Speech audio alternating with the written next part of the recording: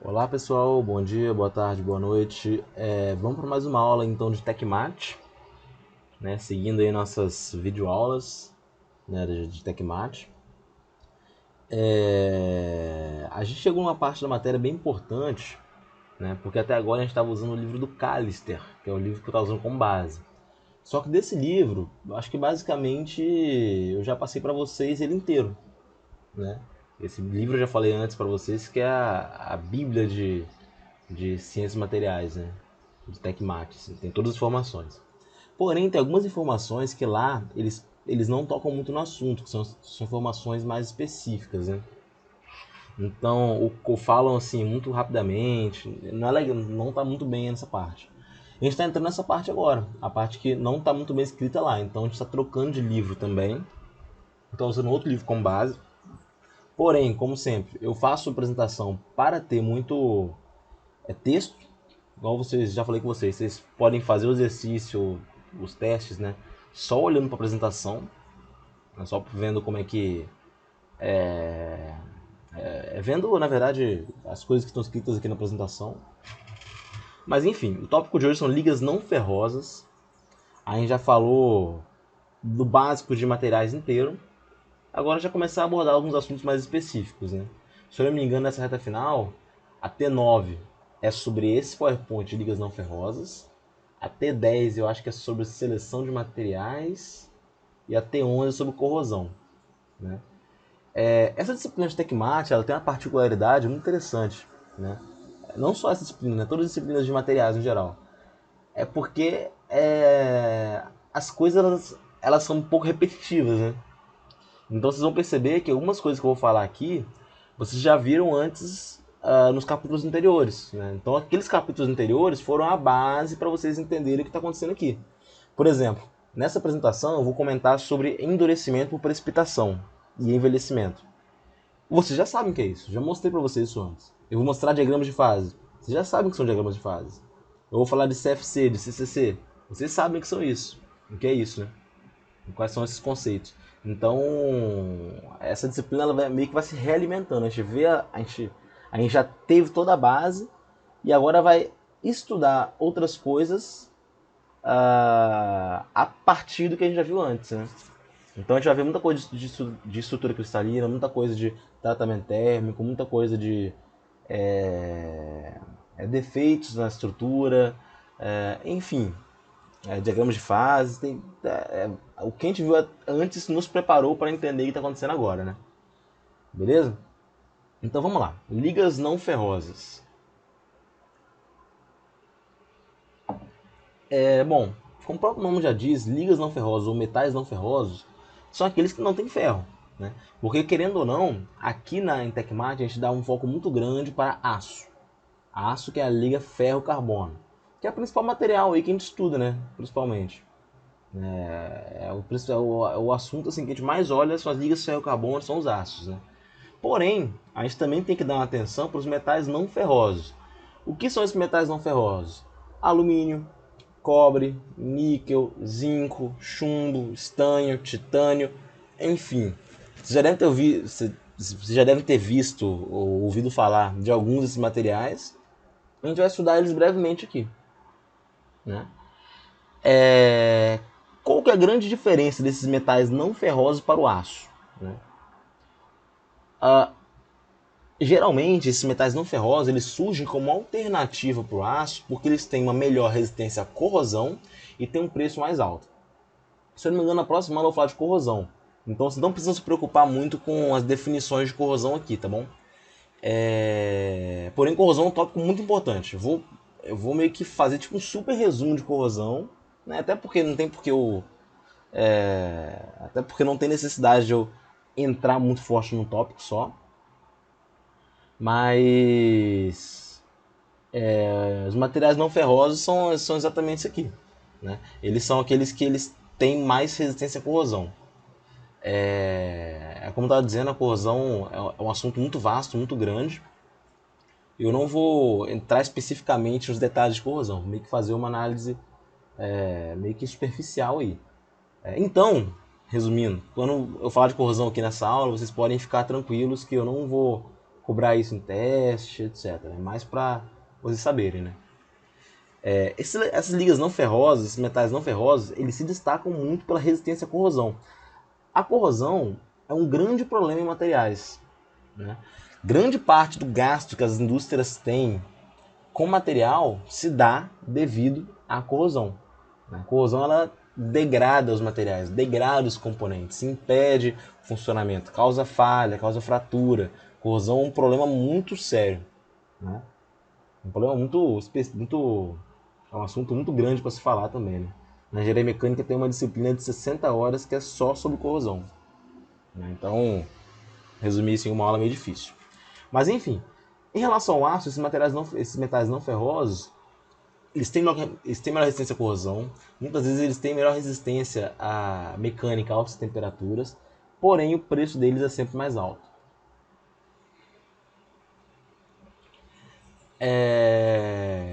Além disso, a maioria desses metais não ferrosos também apresentam boa resistência a baixas temperaturas. Quando eu falo baixas temperaturas, eu falo de temperaturas criogênicas, né? Eu falo temperaturas assim, de menos 100 graus Celsius, menos 200 graus Celsius, né? Que a gente sabe que existem aplicações que trabalham nessa faixa de temperatura. Então, de modo geral, os materiais não ferrosos eles são utilizados em ambiente corrosivo. E quando eu falo de ambiente corrosivo, pode ser vários tipos de ambientes, né? Por exemplo, água do mar é corrosivo, solo é corrosivo, ar, atmosfera é corrosivo, a atmosfera muito úmida, mais corrosivo ainda. Se eu tenho, sei lá, um excesso de nitrogênio na atmosfera, é corrosivo. Se eu tenho amônia na atmosfera, é corrosivo. Então tem vários ambientes corrosivos diferentes. E para cada tipo de ambiente, geralmente utiliza-se material não ferroso diferente. No geral, esses materiais eles são muito usados para aplicações especiais e específicas, né?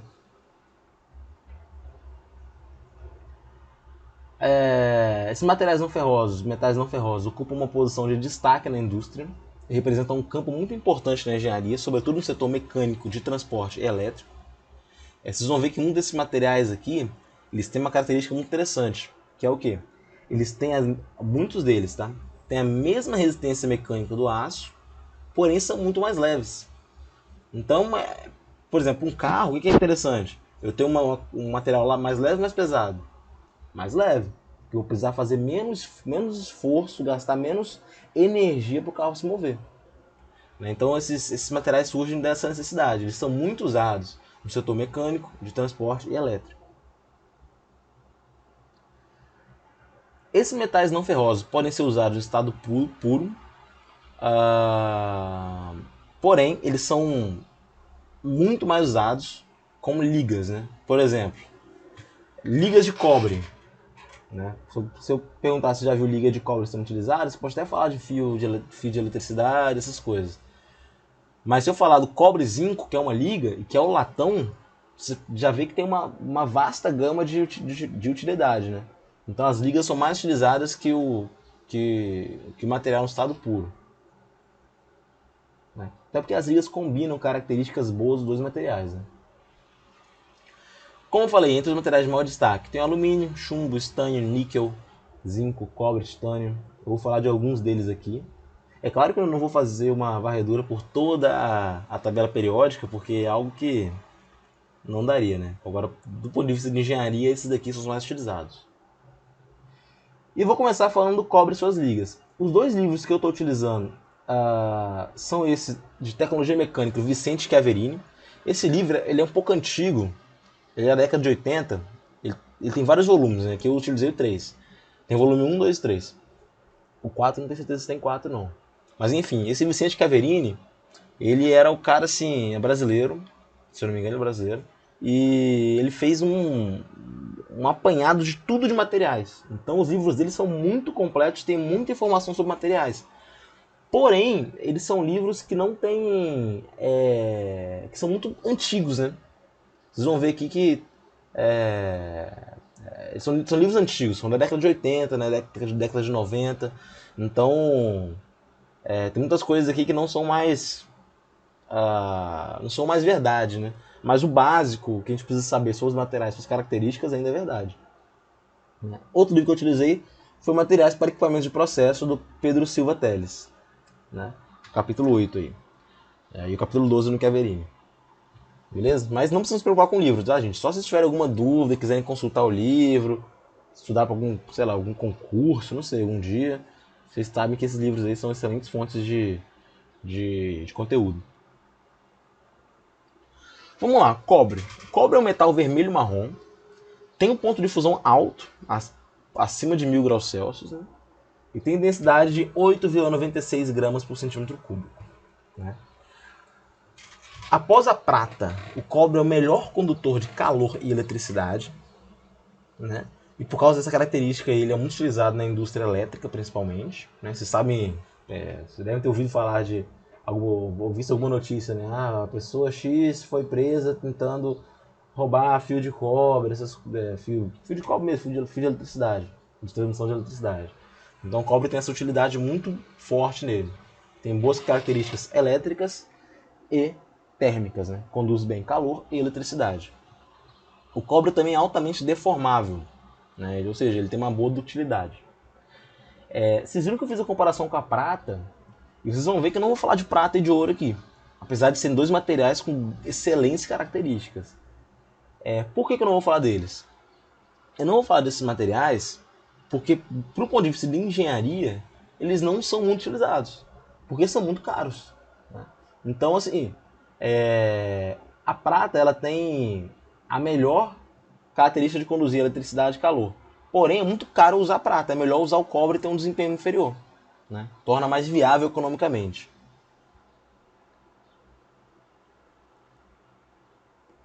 Além das características citadas anteriormente, o cobre possui boa resistência à corrosão, né?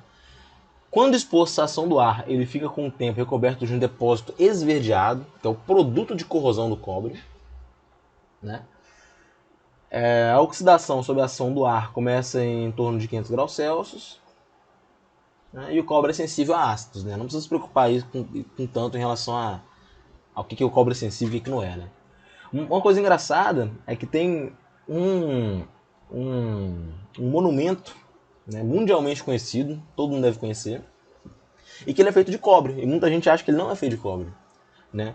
Que é a Estátua da Liberdade. A Estátua da Liberdade, em 1886, ela era, como está na esquerda aqui, esse composto aí meio marrom, avermelhado, aqui tá mais amarelado na imagem, né? Na verdade, eu acho que essa imagem ela foi meio que colorida virtualmente, mas ela tinha um aspecto parecido com esse aí, né? Ou seja, a estátua toda de cobre, né? Pelo menos a parte superficial dela é de cobre, né? Porém, com o passar do tempo, esse cobre foi corroendo, sofrendo oxidação e ficou com esse aspecto mais azulado, sei lá, né?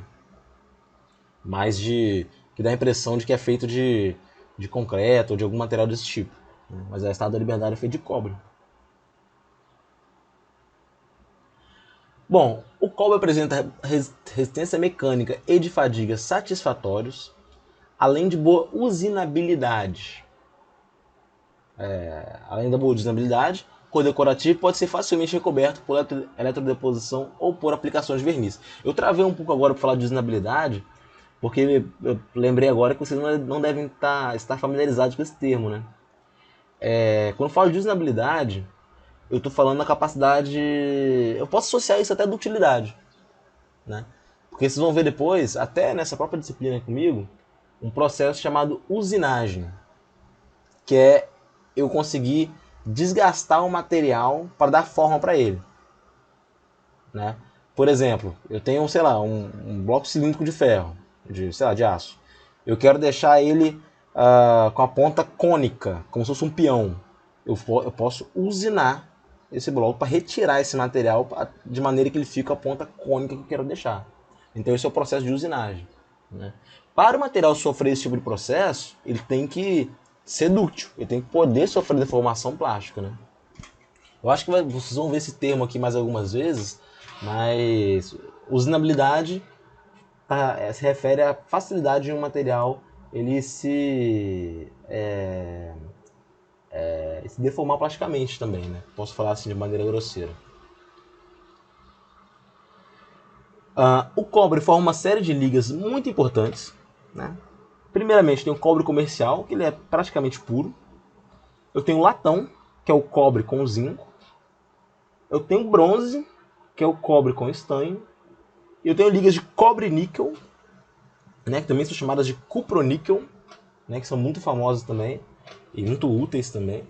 E tem outros tipos de ligas aí que eu vou falar aqui só das principais, porque tem cobre alumínio, aí tem cobre alumínio zinco, tem cobre alumínio níquel, enfim, tem várias.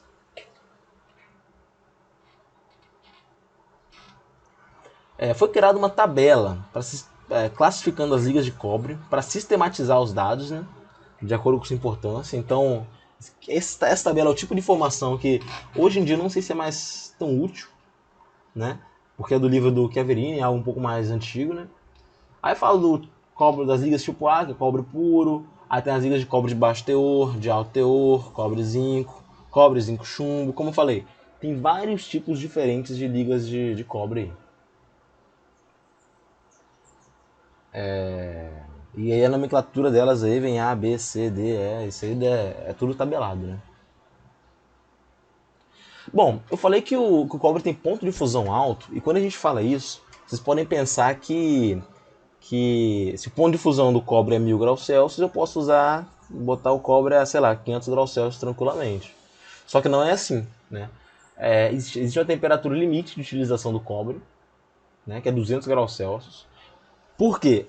Quando eu passo da temperatura de 200 graus Celsius, o cobre vai sofrer transformações metalúrgicas. E essas transformações vão fazer com que a resistência mecânica do cobre diminua.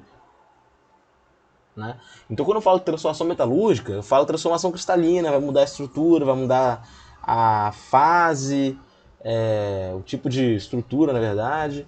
Então, acima de 200 graus Celsius, não utilizamos liga de cobre.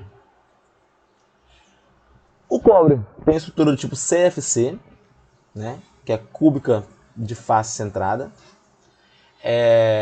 Vocês viram lá no início.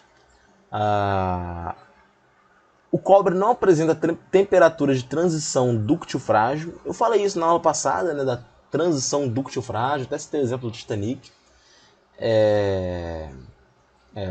O cobre não tem essa transição, então ele pode ser usado a temperaturas muito mais baixas, né? Porque lembra que eu falei com vocês, um problema muito grande ou grave é quando a gente tem um material que ele é dúctil a temperatura alta e quando eu boto a temperatura baixa, ele fica frágil. Isso não acontece com o cobre, né? Ele mantém a ductilidade até temperaturas de menos 200 graus Celsius. Alguns tipos de cobre comercial apresentam boa resistência ao choque e bom limite de fadiga. Né? Limite de fadiga é associado à resistência do material à fadiga, que a gente viu na aula passada. E os valores de resistência desse material, do cobre comercial, vão depender do estado que o material está, recozido ou encruado. Né? Lembrando, isso aqui é muito importante, eu posso até perguntar isso no exercício. Um material recozido é um material que ele é dúctil. Ele aguenta sofrer muita deformação plástica, sem se romper. Um material encruado é um material que sofreu encruamento. É um material que ele tem a resistência mecânica alta, que ele é duro, porém ele é frágil. Beleza?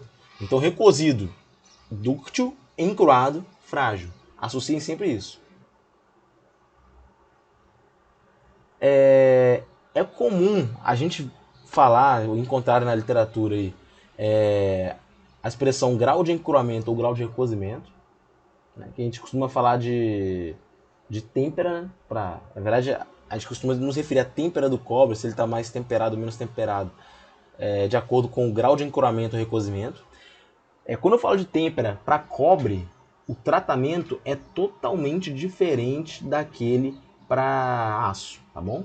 Isso é muito importante você saber. Eu perguntei isso numa prova de engenharia e o pessoal errou tudo, né? Por quê? O que acontece?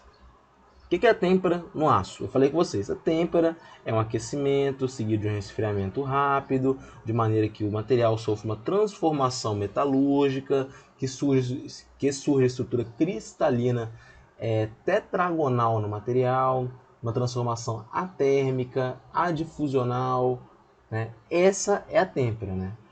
A têmpera no aço faz com que surja a estrutura martensítica. A martensita ela é dura, ela é frágil, ela é pouco tenaz, né? Essa têmpera no aço. Porém, às vezes eu uso o termo têmpera para outros tipos de materiais. Por exemplo, vocês já devem ter ouvido falar do vidro temperado. O vidro sofreu um processo que eu chamo de têmpera, mas não tem nada a ver com a têmpera do aço, beleza? Eu não vou ter estrutura martensítica, eu não vou ter necessariamente um aquecimento seguido de resfriamento rápido. É outra história. É outra história. E aqui, o cobre também é outra história. Quando eu falo que me refiro a têmpera aqui, eu estou falando do grau de encruamento e recozimento. Então é outra história, beleza? É muito importante fazer essa distinção. Porque quando a gente estuda tratamentos térmicos, a gente vê que tem tratamentos que são mais... que são exclusivos dos aços. Tem outros que são dos aços, mas também podem ser usados em outros tipos de materiais, como o caso do recozimento. Recozimento é um tratamento que pode ser usado em todo tipo de material aí. Endurecimento e precipitação pode usar em aço, mas também se usa em ligas de alumínio, por exemplo, né? Então, assim, existem tratamentos térmicos que são exclusivos de certo tipo de material, mas tem outros que não, beleza? Aqui eu peguei um exemplo para um material, para um tipo de cobre comercial chamado cobre eletrolítico tenaz, né? Aí eu tenho as características dele no estado recozido e no estado encruado.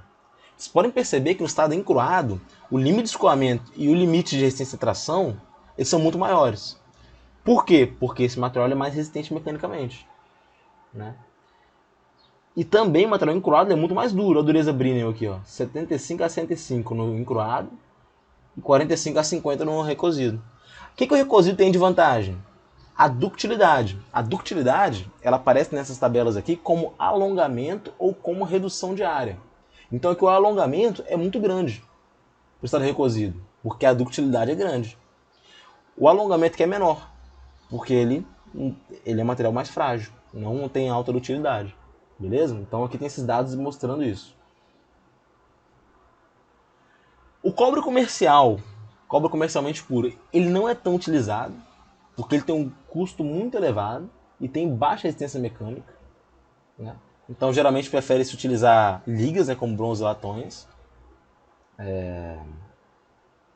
Vocês vão ver que a maioria dos materiais que eu vou falar aqui hoje, eles não são utilizados, não costumam ser utilizados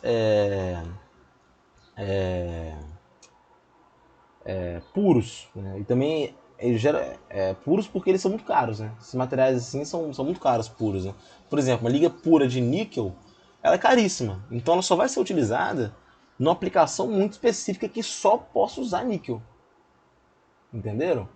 Então, por exemplo, se eu tenho um foguete que, tipo assim, não pode dar errado, não pode falhar em momento nenhum, eu quero ter o melhor material possível, aí eu vou com uma liga de níquel com uma liga muito mais cara, né? Que vai me dar uma confiança muito maior. Beleza? Então, esses materiais aqui geralmente têm custo muito alto. Porém, quando está em forma de ligas, na maioria das vezes o custo deles é reduzido. E aqui a gente fala dos latões, né? Aqui eu apresentei agora o latão, que é uma liga de cobre e zinco, né? Esse daqui é um diagrama de fase do latão, né? A gente estudou antes do aço, agora esse aqui é o do latão. Eu tenho a liga latão alfa, latão beta linha, tem vários tipos de latão.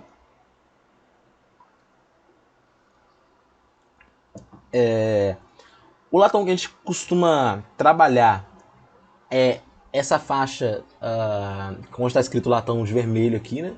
Que vai de 0 até 39% em zinco. Esse campo aí abrange o latão.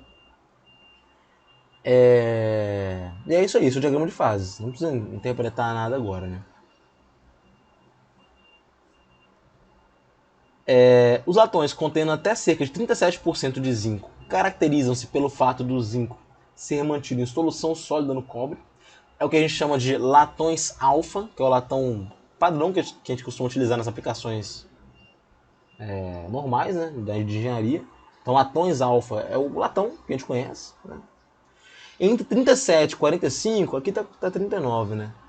Entre 37 e 45%, a gente tem ali os latões beta. Tem a faixa do beta ali, né? mostrando o que é o latão beta. O latão beta, perdão, aqui eu falei 3745 é o latão, é os alfa beta, né, que é a coexistência do latão alfa com o latão beta.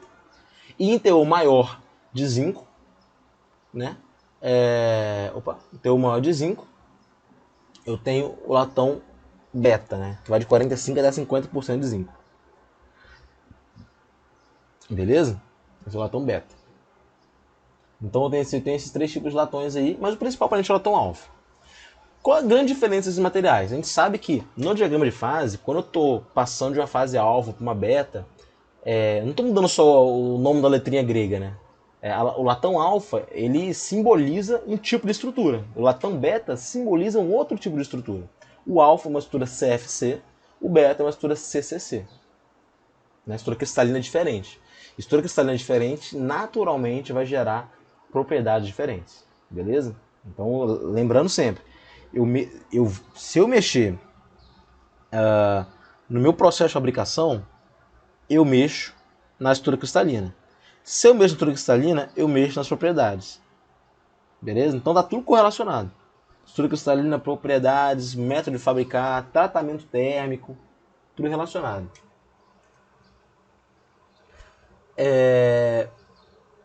Bom, a gente não pode ter, isso aqui tá mais falando do lado de corrosão, mas eu acho legal citar isso aqui porque é um problema muito comum dos latões. A gente não pode ter muito zinco no material. Né? Não, o teor de zinco não pode ser excessivo. Tanto que o latão beta, que é o latão que já não é tão bom assim, ele já está no máximo 50%. Né? Então o teor de zinco costuma ser mais baixo. Por quê? Porque o zinco ele sofre um problema muito grave. Em alguns ambientes, o que acontece? A corrosão acontece só no zinco. Lembrando, o latão é uma solução de cobre e de zinco. A corrosão vai acontecer só no zinco. O que vai acontecer? O zinco ele vai se degradar. E o zinco se degradando é como se eu tivesse o cobre faltando algumas partes, como se fosse uma liga esponjosa. Porque onde que era para estar o zinco não tem nada, só espaço vazio. E essa característica de tornar a liga mais esponjosa, entre aspas, aí, é o que faz com que o material perca resistência mecânica. Então a corrosão do zinco, a gente chama de corrosão preferencial, quando o agente corrosivo ataca só um elemento. A corrosão preferencial do zinco faz com que a liga se torne frágil. Frágil no sentido assim, de baixa resistência mecânica. Vira uma esponja praticamente. É algo muito, muito sensível a qualquer choque mecânico. Né? Esse processo da corrosão preferencial do zinco é o que a gente chama de dezincificação. Beleza? Então, isso é um processo que... como que eu posso evitar a dezincificação? Mantendo o teor de zinco baixo. Porque mesmo se acontecer esse processo de corrosão preferencial do zinco, como o teor de zinco é baixo, a liga não vai ficar tão esponjosa assim.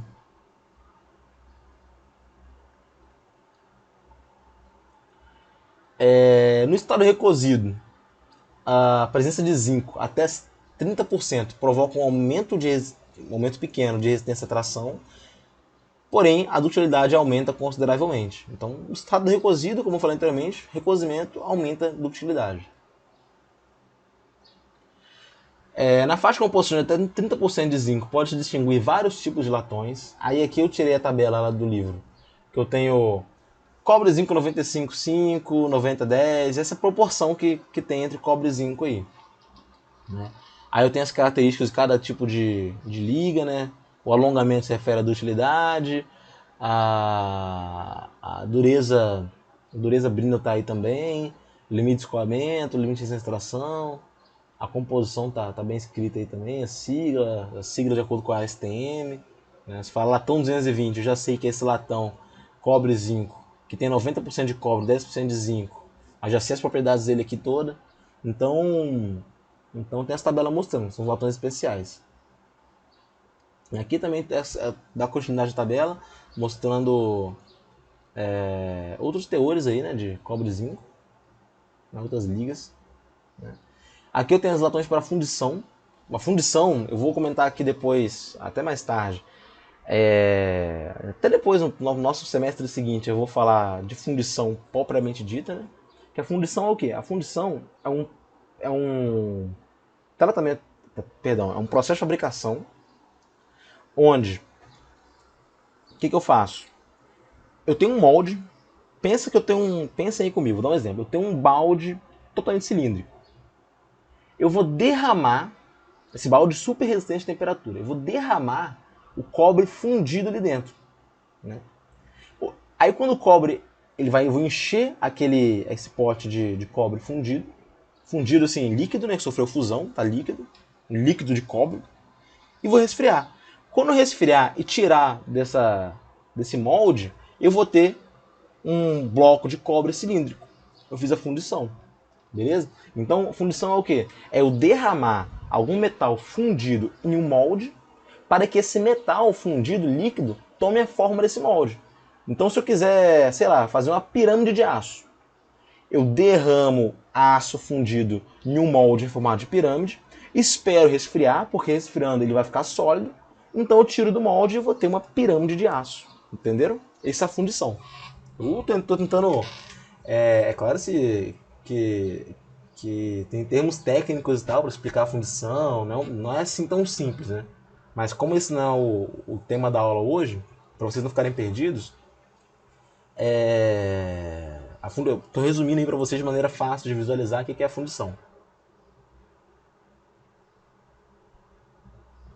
Beleza? Aqui tem mais ligas aqui, latões para fundição, né? Tem manganês, chumbo, alumínio, tem outras características interessantes. E bom, agora vamos para os bronzes. Os bronzes são outros tipos de ligas de cobre que são muito importantes, né?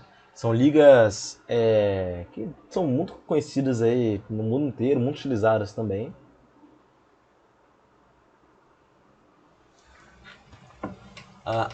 O bronze é uma liga de cobre estanho, né? O latão é cobre zinco, o bronze é cobre estanho, né? No bronze comercial, o teor de estanho varia de 2 a 10%.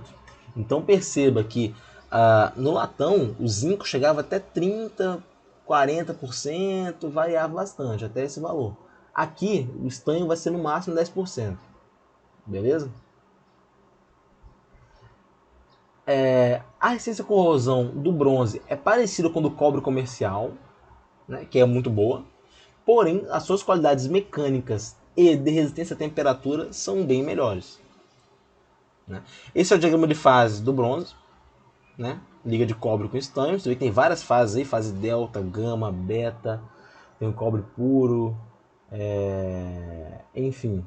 A gente costuma trabalhar aqui até cerca de 10% só de estanho, né? Então é mais a parte da esquerda aqui do diagrama.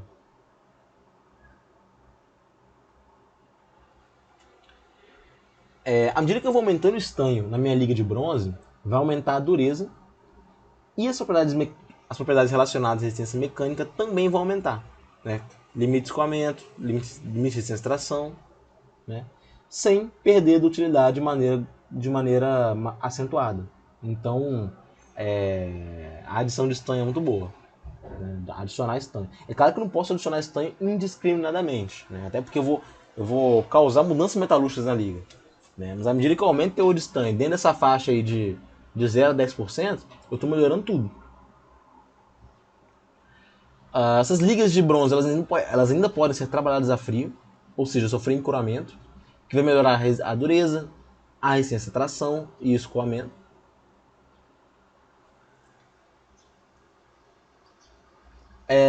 No teor de utilização usual, que é entre 0 e 10%, a estrutura apresenta uma única fase alfa, geralmente, né, correspondente à solução sólida do estanho no cobre. Né?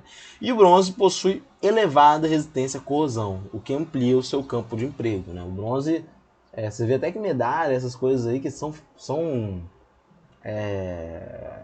coisas feitas para durar, a gente utiliza bronze, né? Que tem bastante resistência à corrosão. É comum adicionar chumbo para melhorar as propriedades lubrificantes ou de antifricção das ligas, além da usabilidade, né?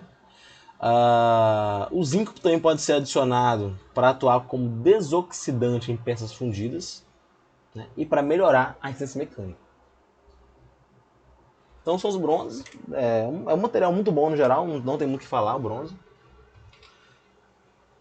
Porém ele é caro, né? É uma coisa que ficou um pouco subentendida ali. Mas o bronze ele tem boas propriedades, só que nem sempre vale a pena pegar isso tudo, porque é muito caro. Beleza? Ligas cuproníquel ou ligas cobre-níquel. São as ligas de cobre com níquel, tá? A própria nome está dizendo.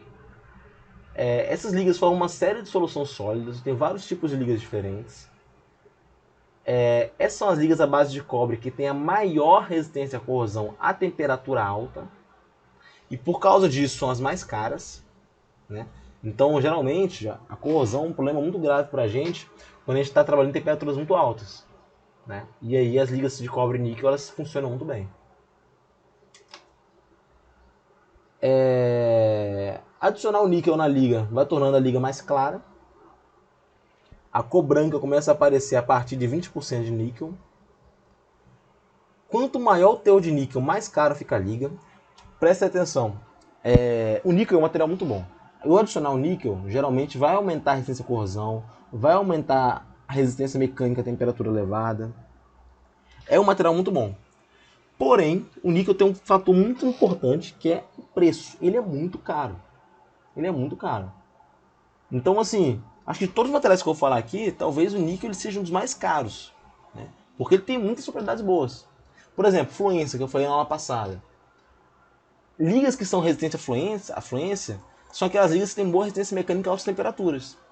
E o níquel apresenta as características. Então o níquel geralmente é muito bom em questão de resistência à fluência. Então é muito desejável em aplicações onde a fluência tem um fator, onde a fluência tem um peso importante. Então as ligas que tem níquel no meio, elas são muito caras. E o que acontece então? Pensem comigo. Se você vai escolher um material, para uma função que não exige tanta responsabilidade assim, não tem por que eu colocar níquel naquele material, naquele equipamento, por exemplo. Porque o níquel ele vai encarecer tudo, né? O maior problema do níquel é o seu preço. Beleza? É muito caro e isso limita muito sua aplicação, né?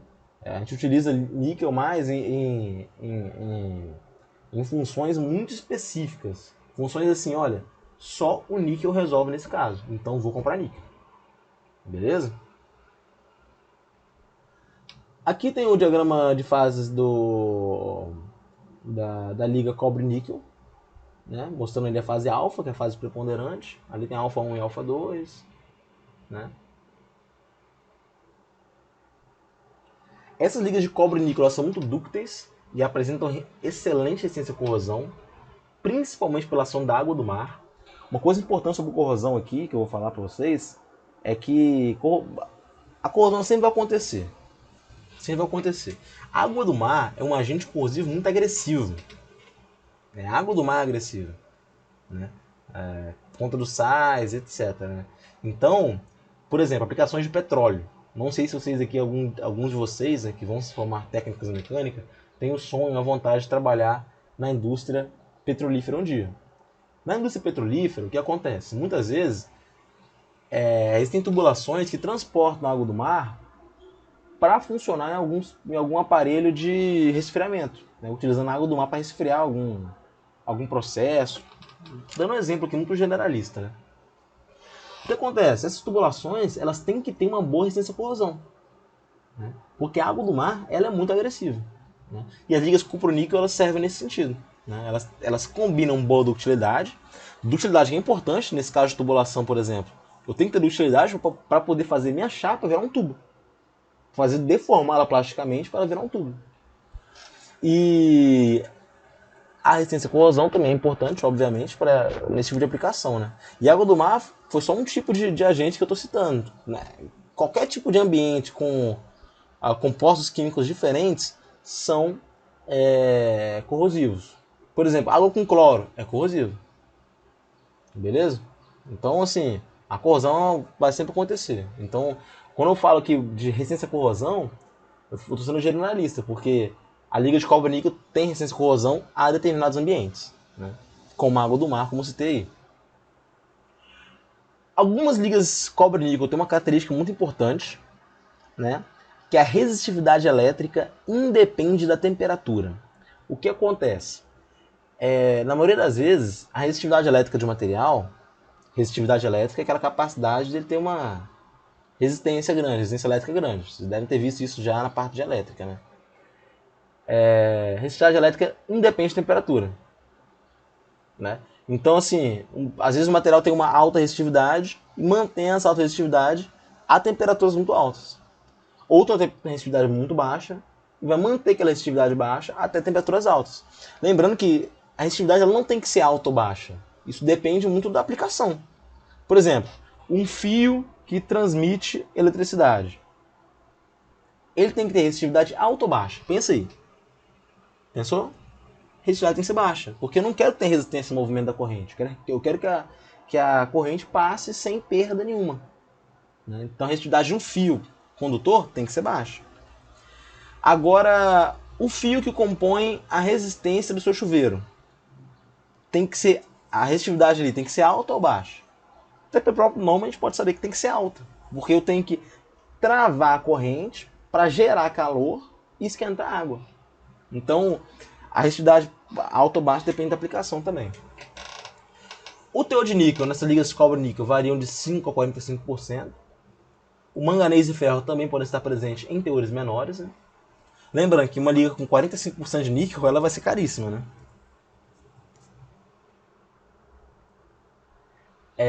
Ao passo que aumenta o teor de níquel, eleva-se as propriedades de resistência mecânica, de limite de escoamento, limite de resistência de tração, assim como dureza e limite à fadiga. Todavia, a ductilidade é pouco afetada. Não mexe muito na ductilidade, à medida que aumenta o teor de níquel. E, como eu falei e vou repetir, a liga vai ficando mais cara. Beleza?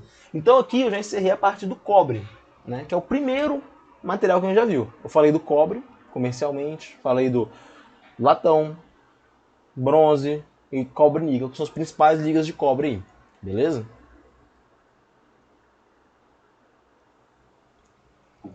De todos os materiais que eu vou falar aqui hoje, o cobre e o alumínio, a gente dá uma importância extra para eles, né? Dá uma atenção especial para o cobre e para o alumínio. Porém, tanto que nessa aula de hoje, eu vou encerrar aqui no meio de alumínio, vou nem já terminar alumínio ainda. Né? Aí já na segunda aula eu termino alumínio e já falo um pouquinho, né? De estanho, chumbo, zinco, cobre, cobre não, níquel, manganês, que vou ser bem mais breve com esses materiais. Manganês não, perdão, magnésio. Vamos lá, alumínio e suas ligas. Bom, a principal vantagem do alumínio, quando a gente falar de alumínio, você tem que lembrar que a principal vantagem do alumínio é que ele tem baixo peso específico, tem baixa densidade, é um material leve. É um material leve. O alumínio tem um ponto de fusão relativamente baixo, de 660 graus Celsius. O modo de elasticidade é de 6.336 kgf por milímetro quadrado. E sua estrutura cristalina é CFC, cúbica de face centrada. O alumínio apresenta boa condutividade térmica e elétrica, né? Apesar de ser um pouco menor que a do cobre. Trata-se de um material não magnético. Ele é não magnético.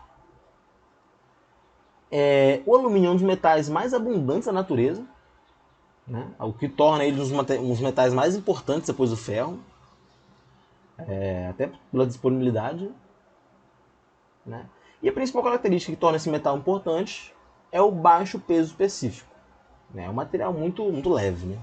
Muito leve, tanto que o alumínio encontra muita aplicação, muita utilidade na indústria aeronáutica, na indústria automobilística, porque tem essa característica de ser leve, né? Por exemplo, no avião, quando eu estou projetando um avião, eu tenho que escolher materiais de maneira que eu preciso de gastar menos energia para manter aquele voo no alto. Ou seja, eu preciso tem um peso mais baixo. Né? E para o carro é a mesma coisa, pô. Antigamente, né? Eu não sei quem gosta mais de carro antigo aí, isso é uma coisa que eu vou falar que eu nem tinha pensado. Fusca, por exemplo, é um carro mais antigo. O Fusca, ele é feito de um metal, agora eu não vou saber especificar exatamente o tipo de metal, que é muito mais pesado do que os carros de hoje em dia. Você pega um Fusca, sei lá, de Fusca 76, dando um exemplo, de 1976, e compara aí com HB20 2020, você vai ver que o HB20, a lataria dele é feita de um material muito mais leve que a do Fusca. Né? Tanto que uma batida de frente de um Fusca HB20 provavelmente vai ferrar mais o HB20. Vai amassar mais o HB20. Porque é um material mais leve, né? Mais deformável. Né? O Fusca não, é mais robusto, mais pesado. Não consegue alcançar a velocidade, por exemplo, que um HB20 alcança. Até por conta, botando assim, motores iguais, etc. Supondo isso. Né? Até por ele ser mais pesado. O Fusca é mais pesado. O carro muito pesado não consegue ter velocidade muito alta. Ele não consegue ter um grande desempenho, ele vai consumir mais energia. Então, a tecnologia automobilística vem se desenvolvendo para ter materiais, carros ou automóveis, mais leves, sempre. Mais leves, que eu vou gastar menos energia, eu vou alcançar uma velocidade, eu vou ter um melhor desempenho. Né? Isso não estou falando só de competição, Fórmula 1, por exemplo, falando de tudo. Né? Os carros hoje em dia são mais leves, são naturalmente mais leves. Né? E o alumínio é um metal leve, então eu tô só falando da importância de ter um baixo peso específico, né?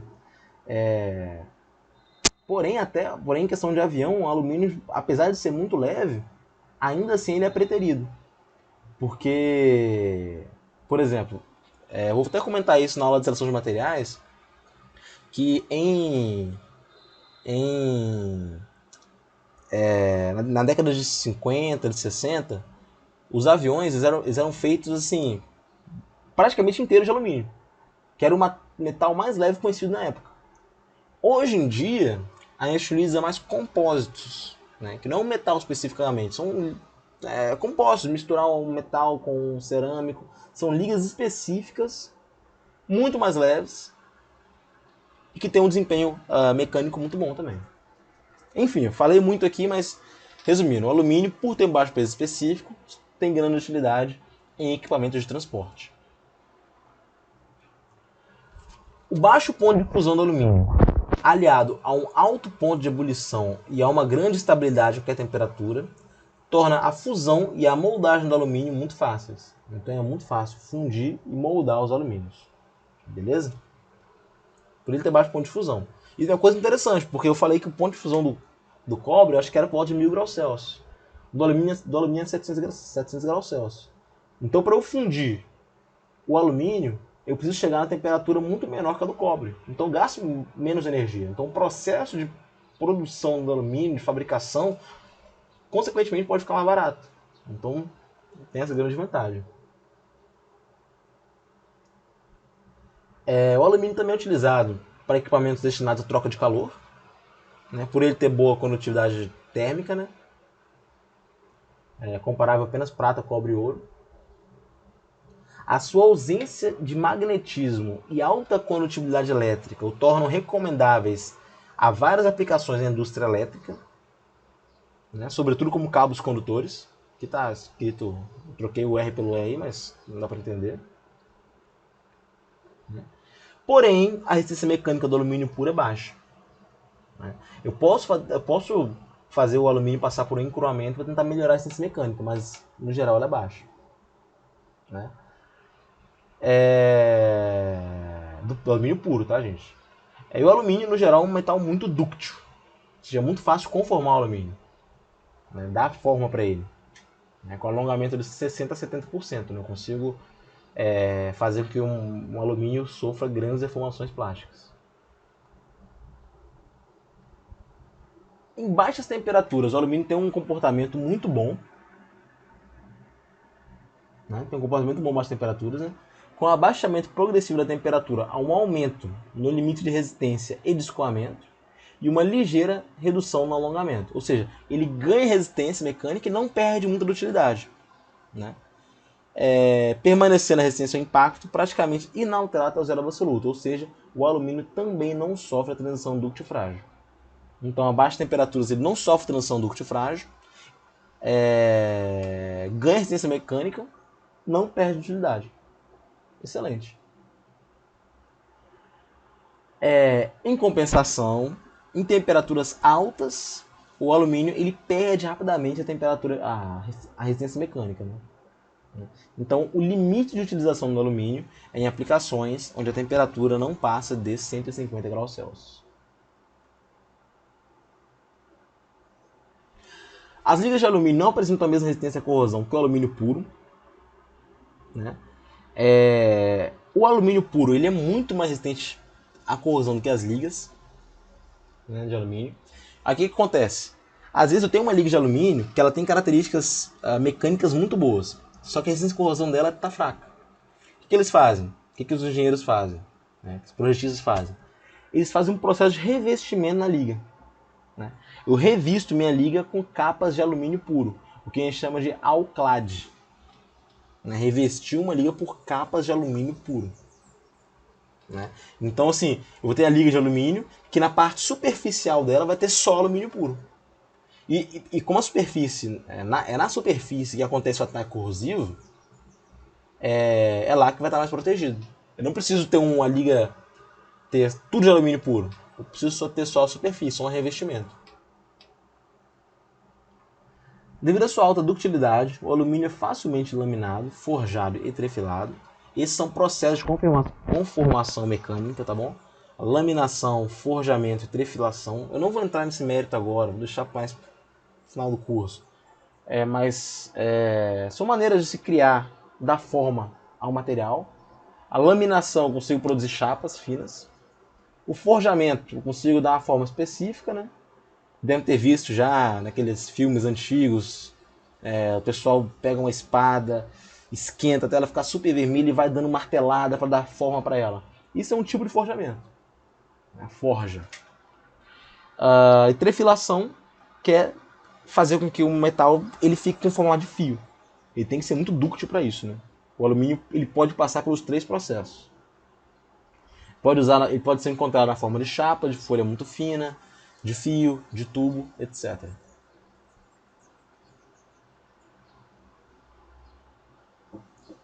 Bom, para fechar a aula de hoje, praticamente, eu posso dizer que as ligas de alumínio elas podem ser classificadas em 2 grandes grupos, que são as ligas trabalhadas.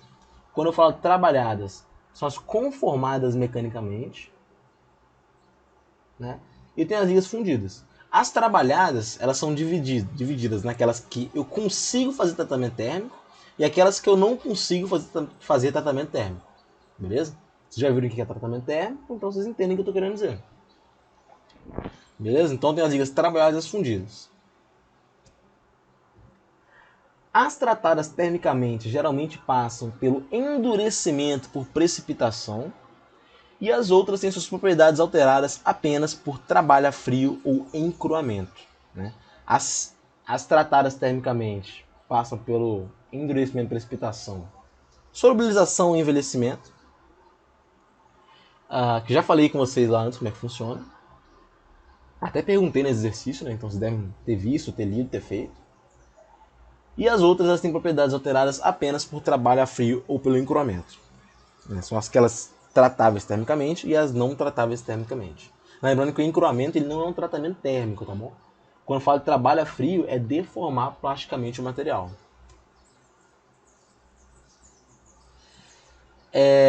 Bom, aqui eu ia começar falando do tratamento térmico do alumínio, só que eu vou parar a aula por aqui.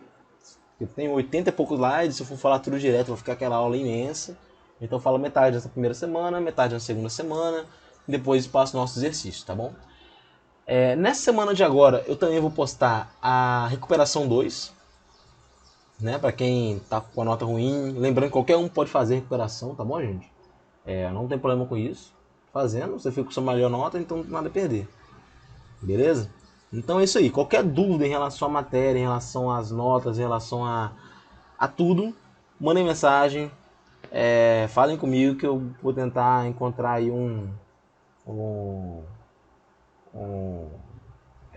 uma solução pra gente, beleza? Então é isso aí, pessoal. Tenham uma boa semana e até a próxima.